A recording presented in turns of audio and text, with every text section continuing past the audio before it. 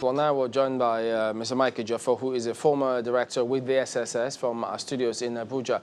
Good morning and thank you for joining us today. Well, security definitely has a huge role to play in all of this. So from your impression, what would be your assessment of how we are approaching this matter? Well, I would like to look at it from two perspectives. One, the role of the security forces in South Africa and the role of our security forces in Nigeria. If you look at the way Nigeria handled attempted retaliation from some Nigerians, you see that that's not the way it was handled in South Africa. We were proactive in handling our own situation. If South African government and the security agencies react to issues like that, I think we will not have much problem.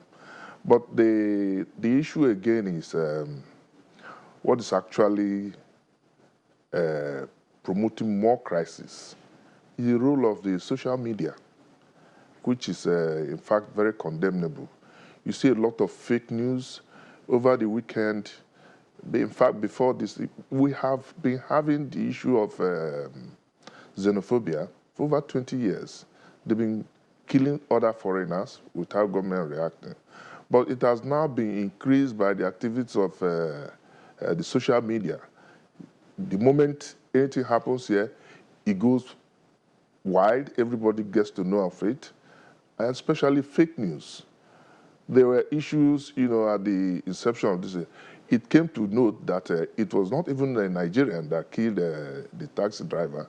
It was a Tanzanian, but the social media carried that as a Nigerian, and they started attacking not only Nigerians, but other nationalities. Again, there was another one that happened in India that also went viral, where people now started, you see video of something that happened years back. People were jumping from a three-story building, and they say they're Nigerians. Naturally, Nigerians will react.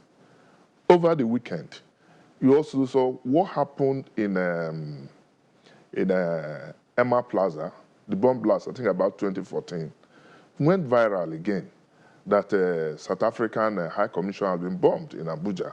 And I think that's what is responsible for the renewed attack over the weekend in South Africa. But again, I think I must commend government for reacting immediately to dispel that rumor, discredit that video, that it was not, there was no such bomb scare or incident in Nigeria. And I think if government reacts to issues like this, to dispel this in the fake news, will in fact go down. If I may butt in just for a moment. If I may for a moment, now this issue of fake news that you brought up with the videos and images coming up again years after they originally came up. Now, do you think these images and videos coming up is by mere chance, or just some parties are perhaps trying to foment trouble or gain something from this? So do you think this is mere chance, or there's an agenda here? Well, I wouldn't call it agenda. These evil merchants in the social media, they want to promote violence for whatever reason, I don't know. And when they send out this kind of messages, people without verifying will circulate them, and it instigates and incites people to action. It's very, very dangerous. Like I was saying, the government reacted immediately, even though some incidents are taking place in South Africa over the alleged bombing of the High Commission. So the point I'm making is that in the climb of arms dealing in South Africa, for instance, you can legally acquire arms, unlike Nigeria. So it becomes very difficult, easier rather, for them to attack Nigerians, because if you have the means to acquire arms, even though it's not very easy to acquire, but you can legally acquire arms in South Africa, unlike in Nigeria. And again, on the part of government, you know that the electoral process in South Africa is more transparent than what we have in other countries in Africa. So the government has come up with issues of promises of giving them jobs, and the government is not fulfilling those promises. And the government cannot come out openly to challenge these youths or their security forces, because if you do that, the government in power will be voted out. So because of the transparent nature of the electoral process, the government will be afraid to take certain decisions to check the activities of these miscreants.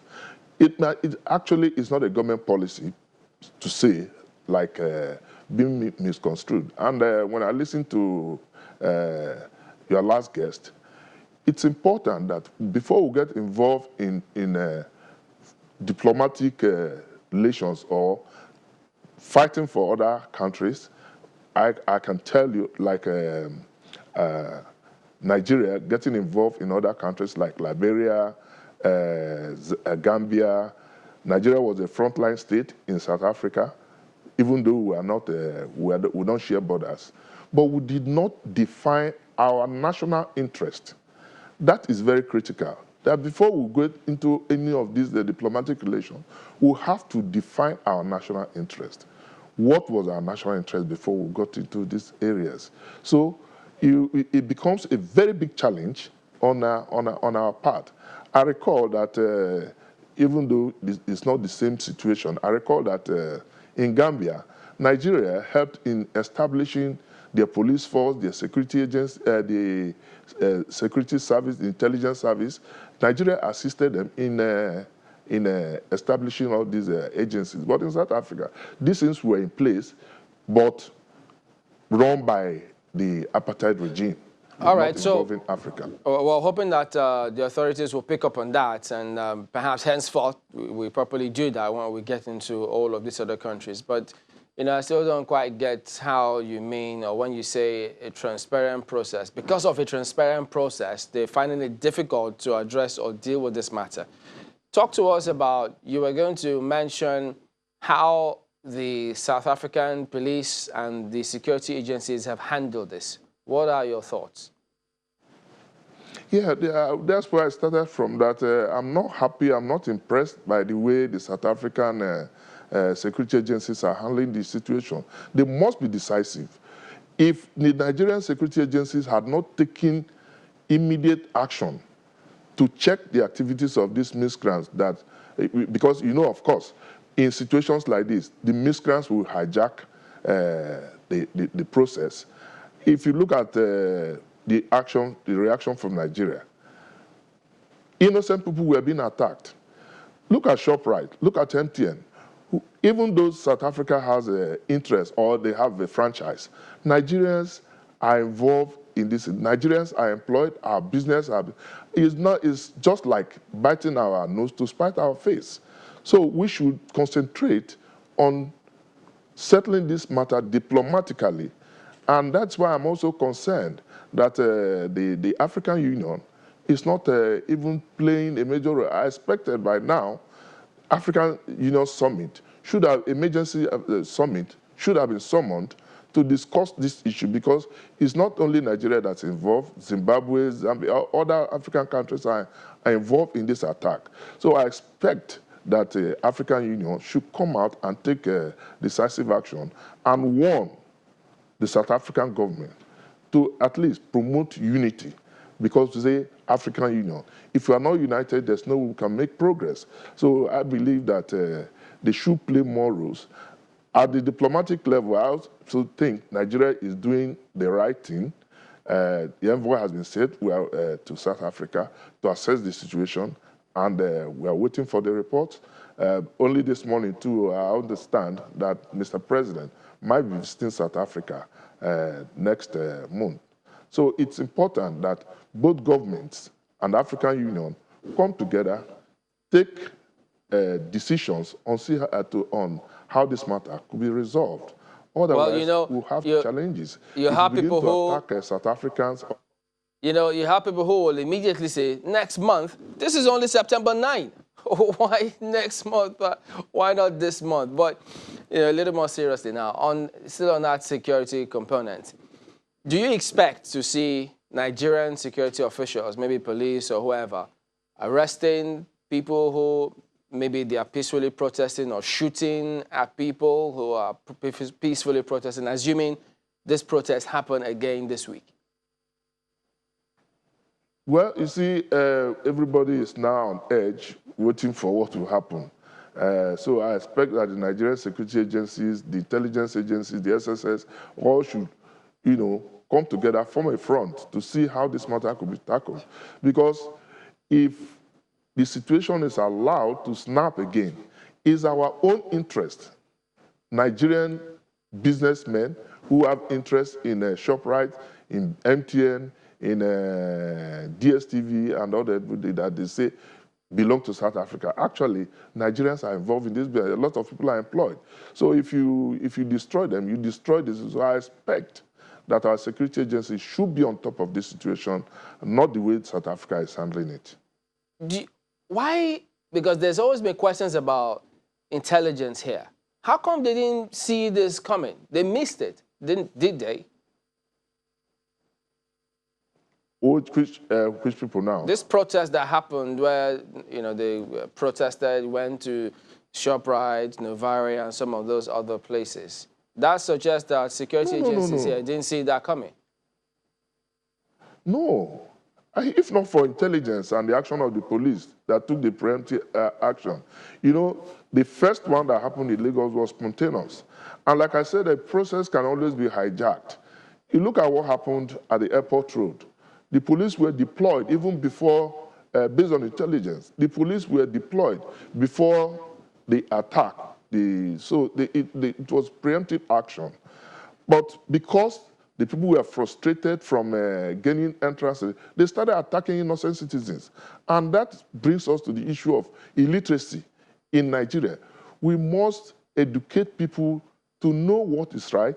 And because for instance, on a lighter note, some video has been going up.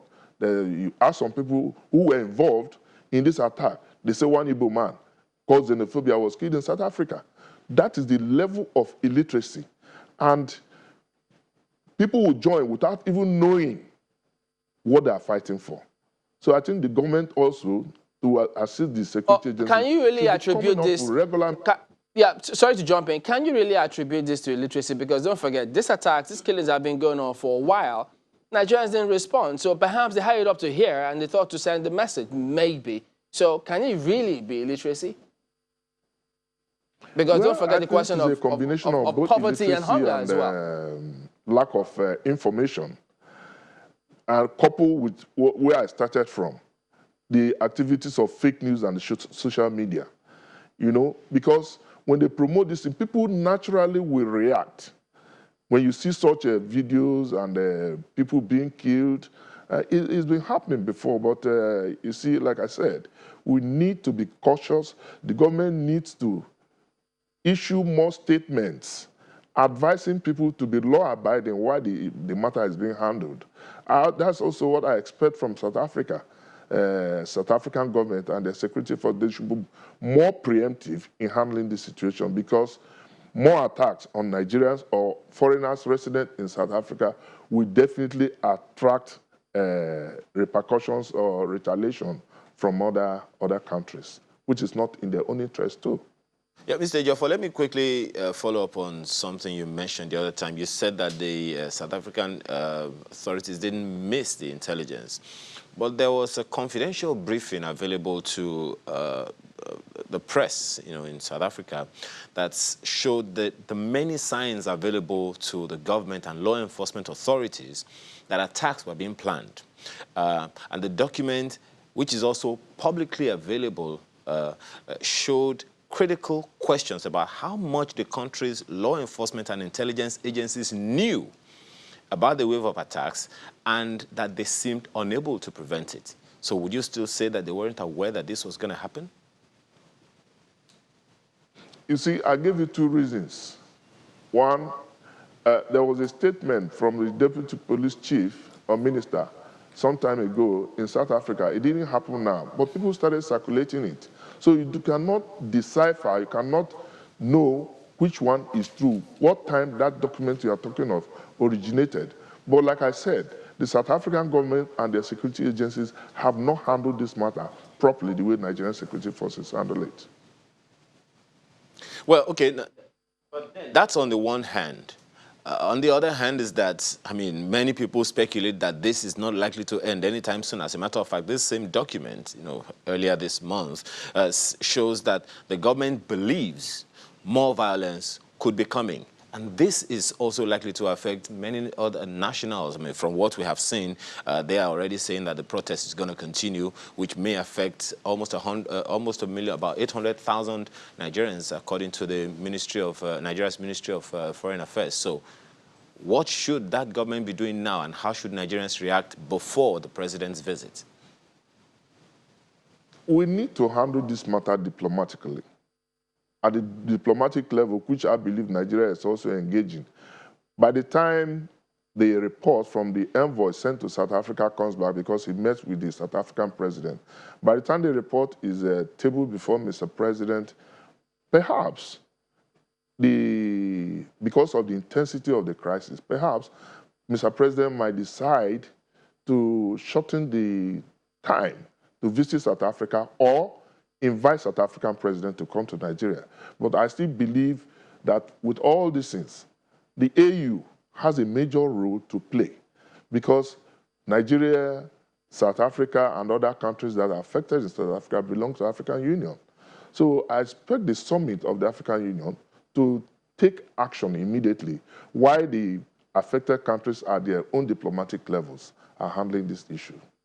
Do you think the United Nations is aware of some intelligence information that you say, does not, is probably not authentic? Well, whether the United Nations has the information or not, they say charity begins at home. The African Union must play its own role, first of all, before United Nations. But United Nations, too, can intervene. The most important thing is to stop this violence, this unnecessary violence and killing of innocent citizens. That must stop if we must make progress in our negotiations. All right, so as it stands now, the Nigerian mission in South Africa says about 400 Nigerians have indicated interests to return home and registered to be evacuated. So hypothetically speaking, so there's a possibility that, foreign nationals might be leaving, because of this violence. Do you think this will even solve the situation on ground? Do you think this will reduce, for example, the crime rate in South Africa, which is the narrative people are pushing for this protest, unemployment rate and what have you? Do you think this is a solution?